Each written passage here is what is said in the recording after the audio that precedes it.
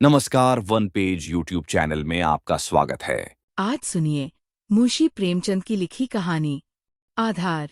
सारे गांव में मथुरा कासा गठीला जवान न था। कोई 20 बरस की उम्र थी। मसें भीग रही थी। गौएं चराता, दूध पीता, कसरत करता, कुश्ती लड़ता था और सारे दिन बांसुरी बजाता हाट में विचरता था। ब्याह हो गया था, पर अभी कोई बाल बच्चा न था। घर में कई हल की खेती थी, कई छोटे बड़े भाई थे। वे सब मिलजुल कर खेती बाड़ी करते थे। मथुरा पर सारे घर को गर्व था। उसे सबसे अच्छा भोजन मिलता और सबसे कम काम करना पड़ता।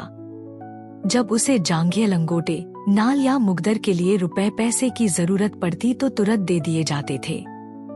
सारे घर की यही अभिलाषा थी कि मथुरा पहलवान हो जाए और अखाड़े में अपने सवाए को पछाड़े। इस लाड प्यार से मथुरा जरा टर्रा हो गया था। गायें किसी के खेत में पड़ी हैं और आप अखाड़े में दंड लगा रहा है। कोई उलाहना देता तो उसकी त्योरियां बदल जाती। गरज कर कहता, जो मन में आए कर लो। मथुरा तो अखाड़ा छोड़कर हाँकने न जाएंगे, पर उसका डीलडौल देखकर किसी को उससे उलझने की हिम्मत न पड़ती थी। लोग गम खा जाते थे। गर्मियों के दिन थे, तालतलियां सूखी पड़ी थी। जोरों की लू चलने लगी थी। गांव में कहीं से एक साड़ा निकला और गहुओं के साथ हो लिया। सारे दिन तो गहुओं के साथ रहता, रात को बस्ती में घुस आता और खूंटों से बंधो बैलों को सींगों से मारता। कभी किसी की गीली दीवार को सींगों से खोद डालता, कभी घर का कूड़ा सींगों से उड़ाता। कई किसानों ने साग भाजी लगा रखी थी, सारे दिन सींचते सींचते मरते थे। यह साड़ रात को उन हरे भरे खेतों में पहुंच जाता और खेत का खेत तबाह कर देता। लोग उसे डंडों से मारते, गांव के बाहर भगा आते, लेकिन जरा देर में फिर गायों में पहुंच जाता। किसी की अक्ल काम न करती थी कि इस संकट को कैसे टाला जाए। मथुरा का घर गांव के बीच में था, इसलिए उसके बैलों को साड़ से कोई हानि न पहुंचती थी। गांव में उपद्रव मचा हुआ था और मथुरा को जरा भी चिंता न थी। आखिर जब धौर्य का अंतिम बंधन टूट गया तो एक दिन लोगों ने जाकर मथुरा को घेरा और बोले, भाई कहो तो गांव में रहें, कहो तो निकल जाया। जब खेती ही न बचेगी तो रहकर क्या करेंगे? तुम्हारी गायों के पीछे हमारा सत्यानाश हुआ जाता है और तुम अपने रंग में मस्त हो। अगर भगवान ने तुम्हें बल दिया है तो इससे दूसरे की रक्षा करनी चाहिए, यह नहीं कि सबको पीस कर पी जाओ। साड़ तुम्हारी गायों के कारण आता है और उसे भगाना तुम्हारा काम है, लेकिन तुम कानों में तेल डाले बैठे हो, मानो तुमसे कुछ मतलब ही नहीं। मथुरा को उनकी दशा पर दया आई। बलवान मनुष्य प्राय दयालु होता है। बोला, अच्छा जाओ, हम आज साड़ को भगा देंगे। एक आदमी ने कहा, दूर तक भगाना, नहीं तो फिर लौट आएगा।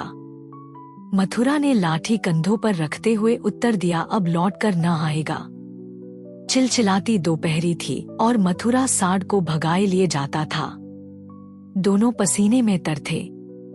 साड़ बार बार गांव की ओर घूमने की चेष्टा करता, लेकिन मथुरा उसका इरादा ताड़कर दूर ही से उसकी राह छेंक लेता।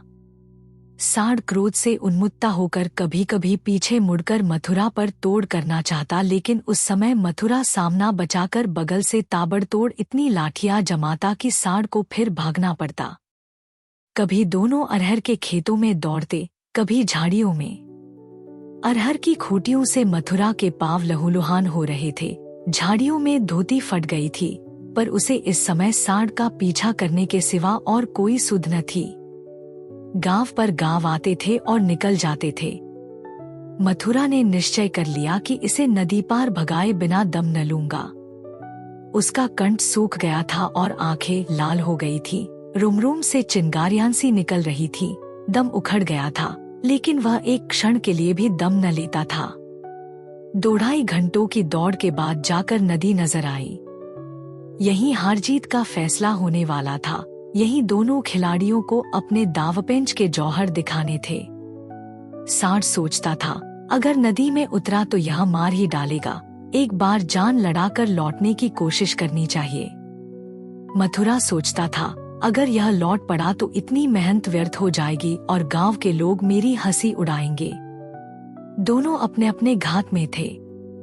सांड ने बहुत चाहा कि तेज दौड़कर आगे निकल जाऊं और वहां से पीछे को फिरूं, पर मथुरा ने उसे मुड़ने का मौका न दिया।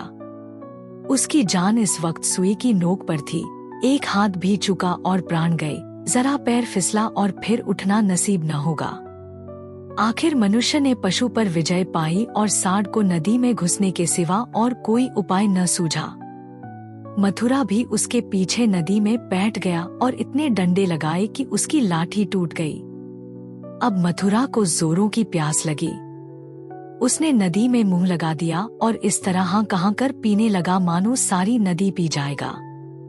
उसे अपने जीवन में कभी पानी इतना अच्छा न लगा था और न कभी उसने इतना पानी पिया था। मालूम नहीं 5 सेर पी गया था या 10 सेर, लेकिन पानी गर्म था, प्यास न बुझी। जरा देर में फिर नदी में मुंह लगा दिया और इतना पानी पिया कि पेट में सांस लेने की जगह भी न रही। तब गीली धोती कंधों पर डालकर घर की ओर चला। लेकिन 10 ही 5 पग चला होगा कि पेट में मीठा मीठा दर्द होने लगा। उसने सोचा, दौड़कर पानी पीने से ऐसा दर्द अक्सर हो जाता है, जरा देर में दूर हो जाएगा। लेकिन दर्द बढ़ने लगा और मथुरा का आगे जाना कठिन हो गया। वह एक पेड़ के नीचे बैठ गया और दर्द से बेचैन होकर जमीन पर लोटने लगा। कभी पेट को दबाता, कभी खड़ा हो जाता, कभी बैठ जाता, पर दर्द बढ़ता ही जाता था। अंत में उसने जोर जोर से कराहना और रोना शुरू किया, पर वहां कौन बैठा था जो उसकी खबर लेता। दूर तक कोई गांव नहीं, न आदमी न आदमजात। बेचारा दोपहरी के सन्नाटे में तड़प तड़प कर मर गया। हम कड़े सैकड़ा घाव सह सकते हैं, लेकिन जरा सा भी व्यतिक्रम नहीं सह सकते। वही देव कासा जवान जो कोसों तक सांड को भगाता चला आया था, तत्वों के विरोध का एक वार भी न सह सका। कौन जानता था कि यह दौड़ उसके लिए मौत की दौड़ होगी। कौन जानता था कि मौत ही सांड का रूप धरकर उसे यो नचा रही है। कौन जानता था कि जल जिसके बिना उसके प्राण ओठों पर आ रहे थे, उसके लिए विष का काम करेगा। संध्या समय उसके घरवाले उसे ढूंढते हुए आए। देखा तो वह अनंत विश्राम में मग्न था। 1 महीना गुजर गया। गांव वाले अपने कामधंधों में लगे। घरवालों ने रो धो कर सब्र किया, पर अभागिनी विधवा के आंसू कैसे पुंजते। वह हरदम रोती रहती। आंखें चाहे बंद भी हो जाती, पर हृदय नित्य रोता रहता था। इस घर में अब कैसे निर्वाह होगा, किस आधार पर जीऊंगी।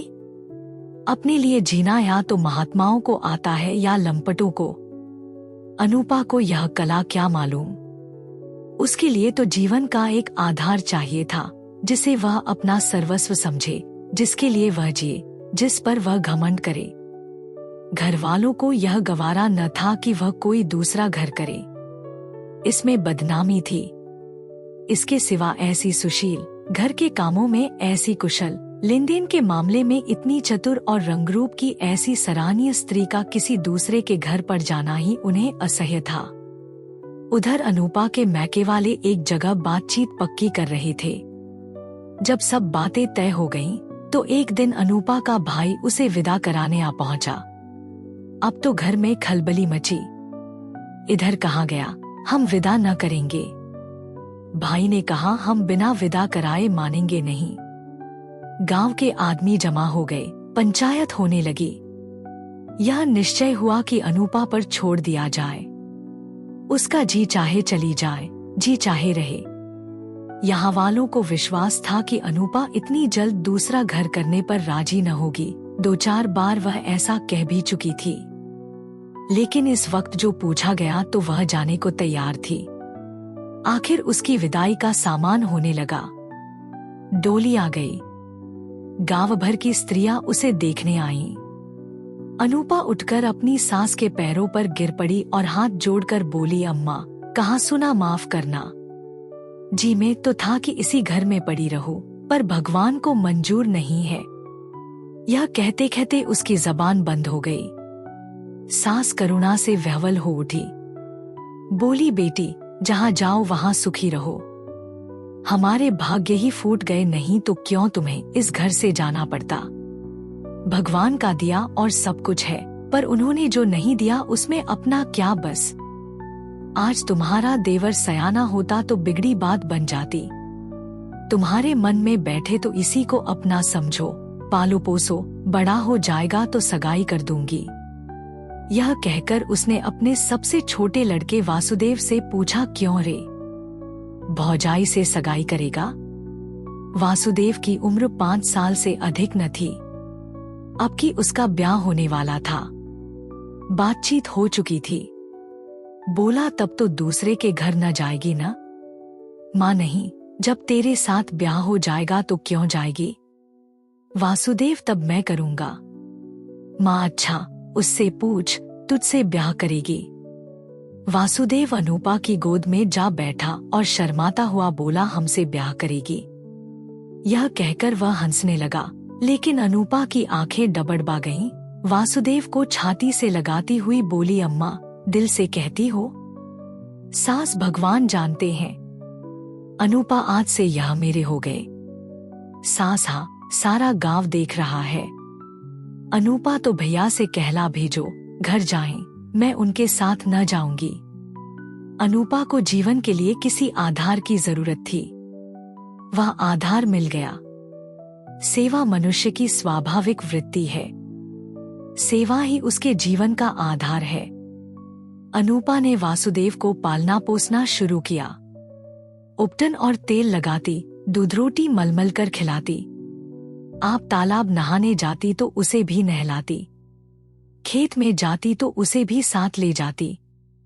थोड़े ही दिनों में वह उससे इतना हिलमिल गया कि एक क्षण के लिए भी उसे न छोड़ता। माँ को भूल गया। कुछ खाने को जी चाहता तो अनूपा से मांगता, खेल में मार खाता तो रोता हुआ अनूपा के पास आता।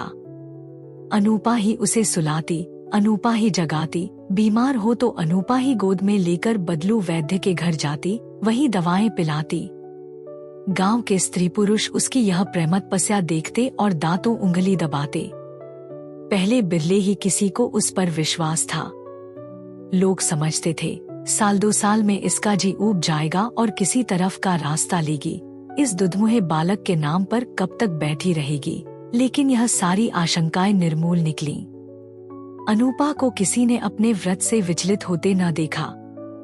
जिस हृदय में सेवा का स्रोत बह रहा हो, स्वाधीन सेवा का, उसमें वासनाओं के लिए कहाँ स्थान। वासना का वार निर्मम, आशाहीन, आधारहीन प्राणियों पर ही होता है। चोर की अंधेरे ही में चलती है, उजाले में नहीं।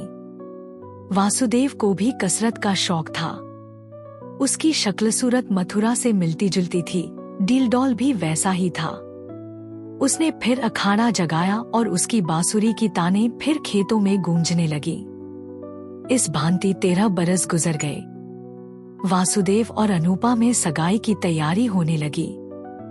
लेकिन अब अनूपा वह अनूपा न थी जिसने 14 वर्ष पहले वासुदेव को पतिभाव से देखा था। अब उस भाव का स्थान मातृभाव ने ले लिया था। इधर कुछ दिनों से वह एक गहरे सोच में डूबी हुई रहती थी। सगाई के दिन ज्यों-ज्यों निकट आते थे, उसका दिल बैठा जाता था। अपने जीवन में इतने बड़े परिवर्तन की कल्पना ही से उसका कलेजा दहल उठता था। जिसे बालक की भांति पाला पोसा, उसे पति बनाते हुए लज्जा से उसका मुख लाल हो जाता था। द्वार पर नगाड़ा बज रहा था। बिरादरी के लोग जमा थे। घर में गाना हो रहा था। आज सगाई की तिथि थी। सहसा अनूपा ने जाकर सास से कहा, अम्मा, मैं तो लाज के मारे मरी जाती हूँ। सास ने भौचक्की होकर पूछा, क्यों बेटी, क्या है? अनूपा, मैं सगाई न करूंगी। सास, कैसी बात करती है बेटी? सारी तैयारी हो गई। लोग सुनेंगे तो क्या कहेंगे? अनूपा, जो चाहे कहें। जिनके नाम पर 14 बरस बैठी रही, उसी के नाम पर अब भी बैठी रहूंगी। मैंने समझा था मर्द के बिना औरत से रहा न जाता होगा। मेरी तो भगवान ने इज्जत आबरू से निभा दी। जब नई उम्र के दिन कट गए तो अब कौन चिंता है। वासुदेव की सगाई कोई लड़की खोज कर दो। जैसे अब तक उसे पाला, उसी तरह अब उसके बाल बच्चों को पालूंगी। अगर आपको यह कहानी पसंद आई तो सब्सक्राइब करें और बेल आइकन दबाएं। अपने सुझाव कमेंट बॉक्स में बताएं। अगली कहानी तक शब्दों की दुनिया में डूबे रहे। धन्यवाद।